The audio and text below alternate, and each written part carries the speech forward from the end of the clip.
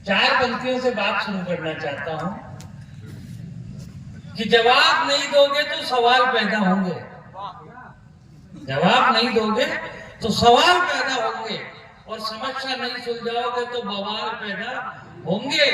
और सत्ता और विपक्ष जब जब अपना गुणधर्म भूलेगी तब तक इस देश में केजरीवाल पैदा होंगे, तब तक इस देश में हमें हास्य में बोलना होता है।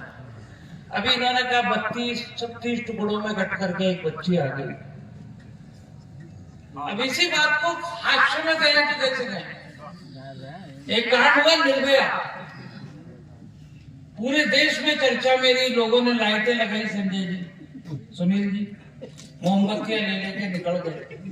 हमने उसमें प्रतीकों को ढूंढा, और वो प्रतीक ढूंढा जो संजय जी की कविता के बीच में आया, कुत्ता। आप लगाओ, इतने गंभीर विषय पे कुत्ता और कुतिया भी प्रतीक हो सकता है। सुनना क्या हुआ, एक बार कुत्तों की रैली हुई दिल्ली, संजय भाई साहब, सारे कठूमर के कुत्ते दिल्ली में, सारे कुत्ते वापस आ गए। नगर पालिका के पास के 2-3 कुत्ते उधर ही रुक गए, उनकी गाड़ी मिस हो गई। अभी इधर रात के 9-10 बज रहे, वो कुत्ते वहां कनाट प्लेस पे घूम रहे, सामने वाले तरफ से केजरीवाल की कुतिया ब्यूटी पार्लर से निकल रही। अब उसने देखा शेर सिंह जी के गंडे को, शेर सिंह जी गंडे को, अब कुत्ती बेचारी घबराए, लेकिन कठुमर के कुत्ते, संस्कारी कुत्ते, 4 पंक्तियों में कविता हो जाए तो तालियों का उद्घोष खड़ा करना। अभी नहीं बढ़िया लगे तब, अभी नहीं बढ़िया लगता। वो कुतिया से वो कुत्ते क्या कहते हैं कठुमर वाले, कहे कुतिया हम तेरी हालत से हैरान नहीं है, ये कुतिया हम तेरी हालत से हैरान नहीं है, और ये भी जानते हैं तेरे मुंह में जुबान नहीं है। दिल्ली है, 10 बजे है और तू भी है अकेली। दिल्ली है, 10 बजे है और तू भी है अकेली, पर आराम से जान कुत्ते हैं, इंसान नहीं है। आराम से जान कुत्ते हैं, इंसान। ये इस तरह भी कहा जाता है। इतनी बड़ी कविता को याद करें, अपने जो टप्पा टप्पा याराकार पूरा गीत गवा रहा, वो कई जगह होते। आप तो अच्छे हैं, सारा काम कराते हैं। अब वीरज की कविता सुनी होगी, सारी पार्टियों की जय जय बोली, सारे धर्म की जय जय बोली, लेकिन वो एक और होते हैं आजकल मुशायरे, वहां बोलते हैं अलग ही बात, भारत के टुकड़े होंगे इंशाअल्लाह इंशाअल्लाह ऐसा। वहां एक कवि हुआ हमारे राहत इंदौरी साहब नाम था, अब वो जनक नशीन हो गए, ऐसा बोलते हैं, गए कहाँ ऐसा गए गाना मेरे वालों को तो जानता हूँ, जन्नत नसीब। उन्होंने कहा ये देश किसी के बाप का थोड़ी है, और हमने कहा क्या बात करती। हमने जवाब दिया 4 पंक्तियां लेके जाना कठुमर वालों, और अपने धर्म पर, अपने सनातन पर, अपने होने पर गर्व करना। हमने कहा राहत, ये देश सत्य का है, अहिंसा का है, क्षमा का है। राहत, ये देश सत्य का है, अहिंसा का है, क्षमा का है। किसने कहा ये देश मेरे बाप का है, ये तो मेरी माँ का है।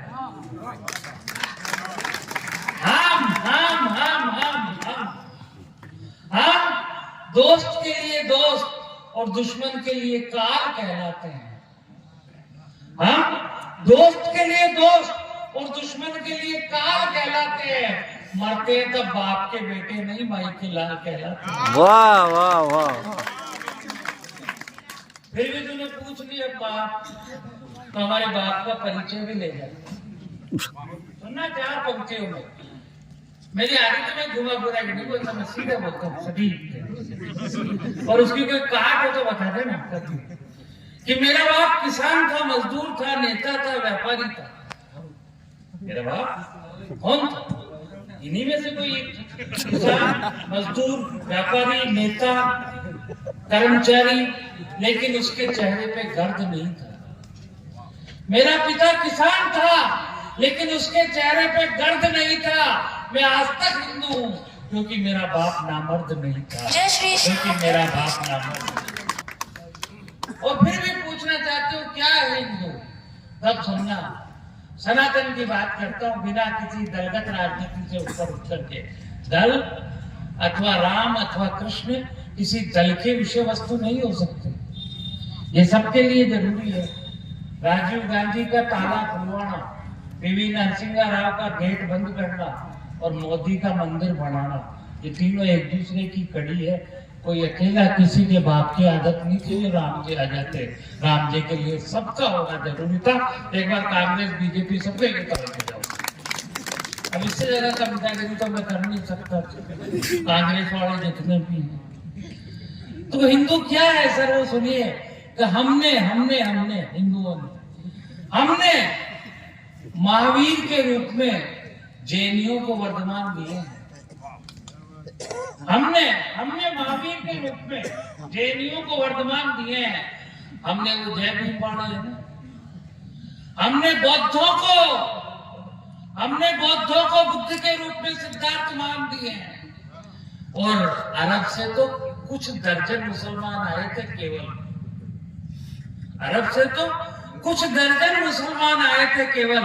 हमने इस्लाम को 14 करोड़ मुसलमान दिए हैं। हमने इस्लाम को 14 करोड़ मुसलमान दिए। आइए अब हम उन्हें सुनना चाहते हैं जिनको सुनने के लिए हम सब बैठे हुए आतुर हैं। मैं तो पूरी रात आपका मनोरंजन कर ही रहा था। करीब 1 बजने को है और मैं चाहता हूं उनको अनवरत आप सुनते रहे जब तक आपका दिल करे।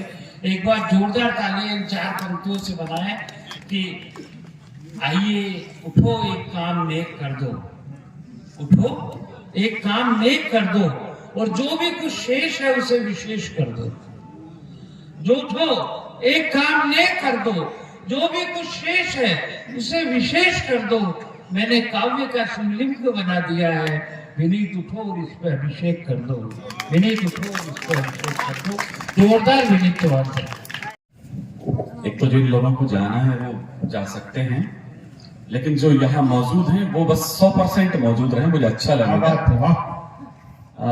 शेर सिंह जी और उनके सभी लोग जब अलवर आए थे इस कार्यक्रम को करवाने के लिए, तो मैंने आग्रह किया था कि यदि संभव हो तो इस डेट को बदल लीजिएगा, क्योंकि ये डेट मैं ऑलरेडी बॉम्बे के लिए बातचीत कर रहा था।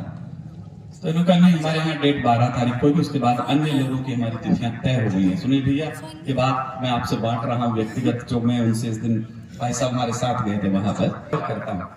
मेरी एक बात समझना, मैं बंबई क्यों नहीं गया, कठुमर क्यों हूं, बस इस पर मेरा तय होगा कि इस माइक पर मुझे कितनी देर आपको कविताएं कैसी सुनानी है। दोस्तों चले जाना बंबई, दिल्ली, कलकत्ता, सुबह 4:30 बजे आपको सफेद कुत्तों की चैन पकड़ के घूमती लड़कियां दिखाई देंगी, और बात सच हो तो ताली बजाना। चले जाना भरतपुर और कठुमर की सड़कों पर सुबह 5 बजे सेना के लिए कसरत करते हुए जवान सड़कों पर। क्या बात है,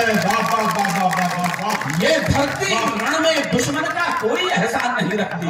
2 लाइन में कठुमर के उन बेटों को ले पढ़ रहा हूँ जिनकी बदौलत मैं गया था करगिल युद्ध को देखने के लिए, वहां पर समाधि पर कुछ फूल चढ़ाने के लिए। मुझे वहां भरतपुर के रणबांक में बेटे मिले, तब मैंने वहां से पंक्तियां लिखी थी जो आप लोगों ने टेलीविजन पर सुनी होगी। आपके बेटे कहीं खड़े हो करगिल में राइफल लेकर के, तो आपकी तालियां उन्हें गरमाहट सौंपे। ये धरती रण में दुश्मन का कोई एहसान नहीं रखती, जुगनू की दौड़ी झुक जाए ऐसे दिन मान नहीं रखती।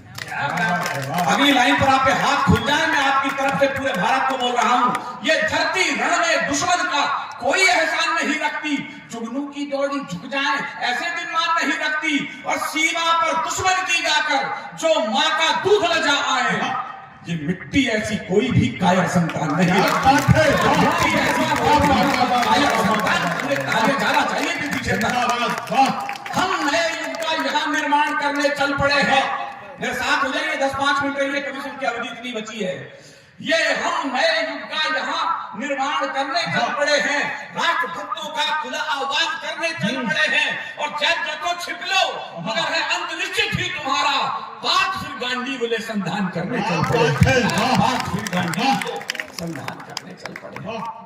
आज जब मैं द्वारिका पे रहा हूं सर, वो गया तो सही वहां पर 21वें दिन वहां पे जब उसने चिट्ठी लिखी तो एक चिट्ठी अपनी माँ के नाम लिखी, उस महबूबा के नाम लिखी, उस पत्नी के नाम लिखी जिससे उसने 20 दिन पहले फेरे लिए। ये अलग बात है चिट्ठी इतना लेट गांव में आई, उससे पहले तिरंगे में लिपट के उसका शव गांव में आ गया। मैंने उसकी चिट्ठी को खोला, मैंने रोते रोते उसे पढ़ा और पढ़ते पढ़ते मैं रोया। भूल जाना आज की रात मैंने चाहन क्या चीखा क्या चिल्लाया। उस बच्चे ने 2 लाइन लिखी थी उसके अंदर, अपनी उस प्रेमिका के नाम, उस पत्नी के नाम उसे लिखा, यूं तो तुम्हारे इश्क पर ये जान भी कुर्बान है। कोई नई बात नहीं थी, हर बच्चा अपनी बहू को यही लिखता। लाजवाब बात थी, मैंने आंसू से रोते हुए ताली बजाई, आप तो बजाई देंगे। तो लिखा, यूं तो तुम्हारे इश्क पर ये जान भी कुर्बान है, पर मादरे वतन पे अपना इश्क भी कुर्बान। बात है। तब से मैंने बच्चों को प्यार करना शुरू किया। क्रोध में कभी कभी कह देता हूँ बच्चे आई लव यू, तो मेरा प्यारा छोटा बच्चा है, बुरा मत मानना। बस कल्पना करना, एक टाइगर हिल है, उस पर एक सैनिक लेटा, राइफल उसके हाथ में है और एक चिट्ठी अपनी माँ के नाम लिखता है। स्वागत है। बस आपसे आग्रह करूंगा, मैं तो शेर सिंह जी आर्य समाजी हूँ, जिंदगी में कभी मंदिर नहीं गया हूँ, मुझे ये भी नहीं पता थाली ऐसे घुमाई जाती कि ऐसे घुमाई जाती है। बस यूं सोचता हूं जब कभी मंदिर में खड़ा हो जाऊं आप लोगों के साथ और मुझे प्रार्थना ना आती हो, आरती ना आती हो, तो मैं इस कविता की 2 लाइन पढ़ दूं तो ईश्वर मेरी उसे प्रार्थना समझ ले, मेरी उसे कविता समझ ले। माँ तुम्हारा लाडला रण में अभी घायल हुआ है। बस 4 मिनट साथ रहिएगा, 4-5 मिनट में कवि सुना समाप्त हो जाएगा। टाइगर हिल पर एक सैनिक अपनी माँ के नाम चिट्ठी लिख रहा है। माँ तुम्हारा लाडला रण में अभी घायल हुआ है, पर देख उसकी वीरता कुछ शत्रु भी घायल हुआ है। रक्त की होली रचाए मैं प्रलय कर दिख रहा हूँ, रक्त की होली रचाए मैं प्रलय कर दिख रहा हूँ। माँ उसी शोणित से तुमको पत्र अंतिम लिख रहा हूँ, माँ उसी शोणित से तुमको पत्र अंतिम लिख रहा हूँ, माँ उसी शोणित से तुमको पत्र अंतिम लिख रहा हूँ। युद्ध था भीषण मगर नहीं कभी पीछे हटा। कविता के पार की मुझे स्कूल में बताया, युद्ध था भीषण मगर नहीं कभी पीछे हटा हूँ। माँ तुम्हारी थी कसम मैं आज इंचों में कटा हूँ, माँ तुम्हारी थी कसम मैं आज इंचों में कटा हूँ, माँ तुम्हारी थी कसम मैं आज इंचों में कटा हूँ। एक गोली वक्ष पर कुछ देर पहले ही लगी है, माँ कसम दी थी जो तुमने आज मैंने पूर्ण की है। तो छा रहा है सामने लो आंख के आगे अंधेरा, पर उसी में दिख रहा है माँ मुझे नूतन सवेरा। कह रहे हैं शत्रु भी मैं किस तरह शादा हुआ हूँ, स्वागत है।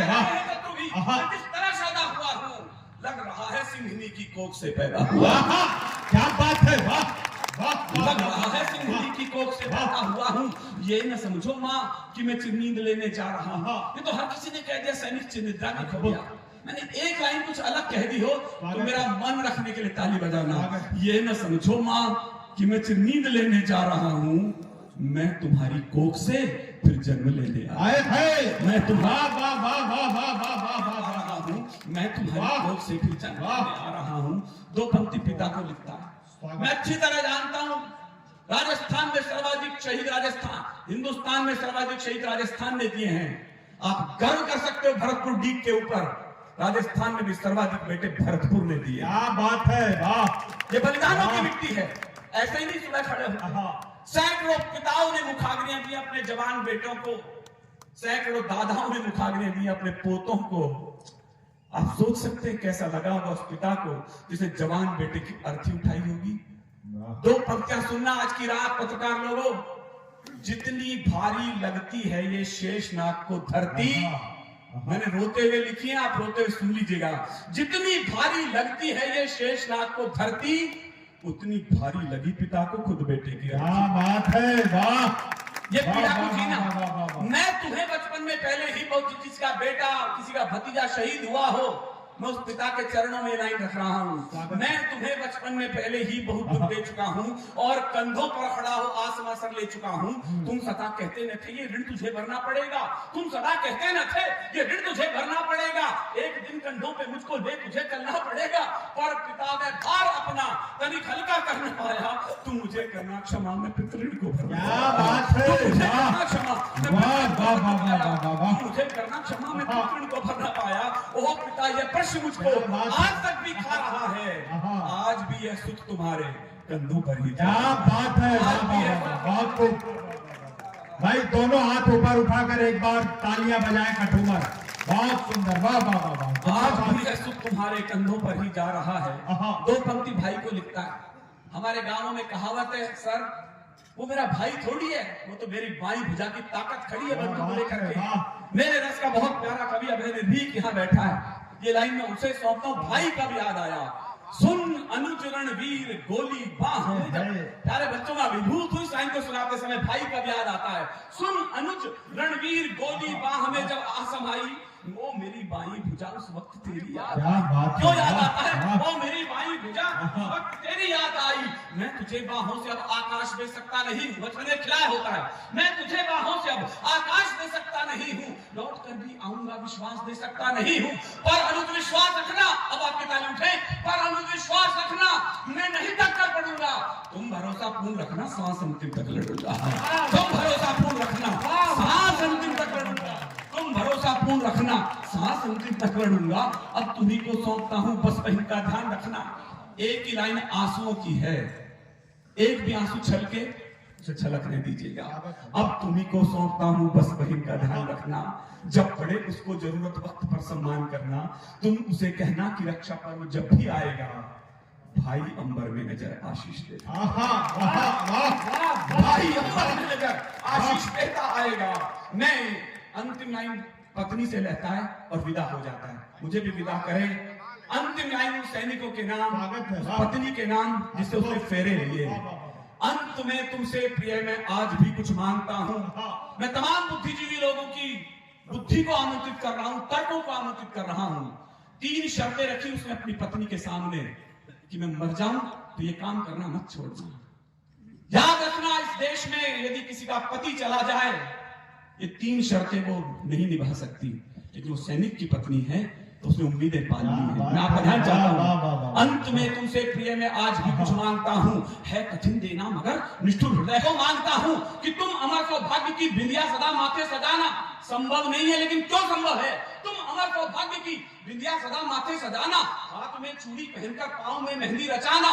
तुम नहीं वैधव्य की प्रतिमूर्तियां की साजिका हो, तुम अमर बलिदान की पुस्तक की पहली भूमिका। आपने इस कविता की, तुम अमर सौभाग्य की बिंदिया सदा माथे सजाना। अंत में तुमसे प्रिय जानता हूं बालकों के प्रश्न कुछ सुलझे न होंगे। 2 लाइन बच्चों को लिखता है। जानता हूं बालकों के प्रश्न कुछ सुलझे न होंगे, सैकड़ों ही प्रश्न होंगे जिनमें वे उलझे तो होंगे। पूछते होंगे कि पापा हैं कहां कब आएंगे, और हमको साथ लेकर घूमने कब जाएंगे। पापा हमको छोड़कर काने कहां बैठे हुए हैं, क्या उन्हें मालूम है कि उनसे हम रूठे हुए हैं। तो तुम उन्हें समझाना जो जिद पे अड़ जाते नहीं है और ज्यादा जिद करते हैं उनके पापा। क्या बात है, ज्यादा जिद करते हैं उनके पापा घर आते नहीं है। मैं यहाँ कुलदीप के एक शौर्य किस्से कर रहा हूँ, एक आधी सी प्रतिज्ञा उसके हिस्से कर रहा हूँ। वंश की पावन धरोहर अब तुम्ही को सौंपता हूँ, और मैं दुश्मन की गोली पर प्रबंधन रोकता हूँ। तुम अकेली हो, नहीं इस धैर्य को खोने न देना। भर उठे दुख से हृदय पर आंख को रोने न देना। भर उठे दुख से हृदय पर आंख को रोने न देना। सप्तपद की यात्रा से अंतिम लाइन समझ में आ जाए तो ताली बजाएं, न समझ में आए मैं दावा कर रहा हूं ये कविता है। इसके अंदर जितनी ताली उठे उन बेटों के नाम उठे जो आकाश में ध्रुव तारा बनकर के चमक रहे, चाहे वो करगिल के युद्ध में हो, चाहे पाकिस्तान के युद्ध में हो, या सीमा पर शहीद हो गए हो। अंत में तुमसे प्रिय मैं आज भी कुछ मांगता हूं। सप्तपद की यात्रा से तुम मेरी अर्धांगिनी हो। मुझे विदा कीजिएगा। सप्तपद की यात्रा से तुम मेरी अर्धांगिनी हो। 7 जन्मों तक भजोगी तुम अमर वैरागिनी हो। 7 जन्मों तक भजोगी तुम अमर वैरागिनी हो। इसलिए अधिकार तुमसे बिन बताए ले रहा हूं। मांग का सिंदूर तेरा, मातृभू को दे रहा। क्या बात है, वाह।